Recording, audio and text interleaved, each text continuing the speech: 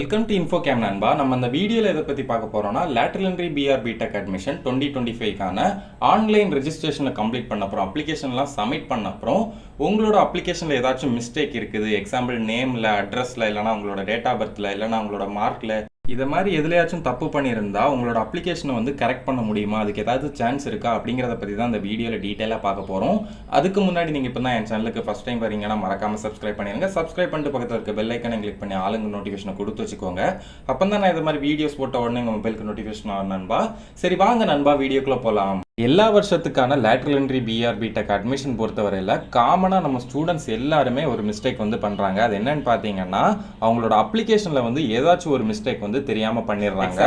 நேமாக இருக்கட்டும், இல்லைனா இனிஷியலாக இருக்கட்டும், இல்லைனா டேட் ஆஃப் பர்த்தாக இருக்கட்டும், இல்லைனா அட்ரஸாக இருக்கட்டும், அப்படி இல்லைனா மார்க்காக இருக்கட்டும், அப்படி இல்லைனா கோர்ஸ் டைப்பில் கூட நிறைய மிஸ்டேக்ஸ் வந்து பண்ணுறாங்க. சேம் அதை போலவே இந்த வருஷமும் சில ஸ்டூடெண்ட்ஸ் வந்து உங்களோட அப்ளிகேஷனில் வந்து மிஸ்டேக் பண்ணியிருக்கீங்க. ஸோ இப்போ என்ன வந்து யோசிக்கிறீங்கன்னு பார்த்தீங்கன்னா, இந்த அப்ளிகேஷனில் இருக்க மிஸ்டேக்னால ஏதாச்சும் ப்ராப்ளம் வருமா, அந்த அப்ளிகேஷன்ல இருக்க மிஸ்டேக்கை கரெக்ட் பண்றதுக்கு ஏதாவது வழி இருக்கா அப்படிங்கிறது தான் உங்களோட கேள்வியா இருக்கு.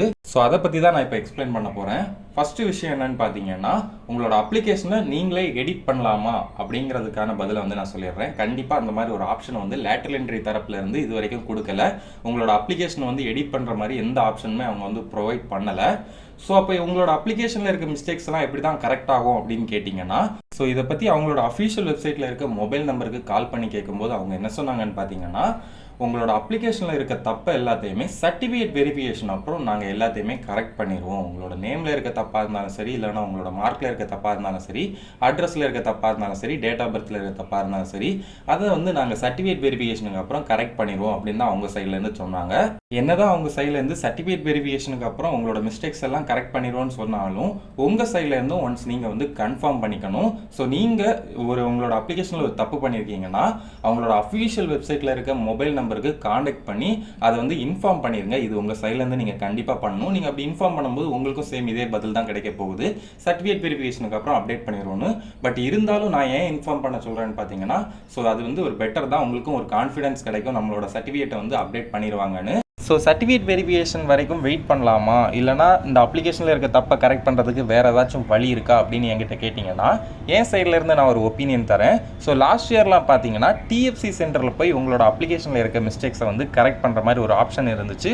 ஸோ டிஎஃப்சி சென்டர் அப்படின்னா என்னென்னு பார்த்தீங்கன்னா, ஃபஸ்ட் இயர் ஸ்டூடெண்ட்ஸ்க்கான அட்மிஷன் நடக்குதுல்ல, அவங்களுக்கான அட்மிஷனுக்கு அப்ளை பண்ணுறது, அதுக்கப்புறம் சர்டிஃபிகேட் வெரிஃபிகேஷன் பண்ணுறது, இந்த மாதிரிப்பட்ட ஆக்டிவிட்டீஸுக்கெல்லாம் வச்சிருக்கிறது தான் பார்த்தீங்கன்னா இந்த டிஎஃப்சி சென்டர். ஸோ இதே சென்டரில் தான் பார்த்தீங்கன்னா லேட்டரல் என்ட்ரி ஸ்டூடெண்ட்ஸ்க்கும் அவங்களோட அப்ளிகேஷனில் ஏதாச்சும் மிஸ்டேக் பண்ணிட்டா அதை அப்டேட் பண்ணுறதுக்கு ஒரு ஆப்ஷன் கொடுத்துருந்தாங்க.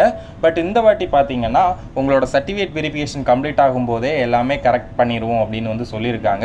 ஸோ இருந்தாலும் நீங்கள் உங்கள் சைடில் இருந்து நீங்கள் டிஎஃப்சி சென்டரில் போய் ட்ரை பண்ணி பார்க்கலாம். அப்படி நீங்கள் டிஎஃப்சி சென்டர் போனீங்கன்னா என்னெல்லாம் கொண்டு போகணும்னு பார்த்தீங்கன்னா, உங்களோட அப்ளிகேஷன் ஃபார்ம் கொண்டு போங்க, அதுக்கப்புறம் அது கூட நீங்கள் என்னென்ன டாக்குமெண்ட்லாம் அப்லோட் பண்ணீங்களோ அதுவும் கொண்டு போங்க.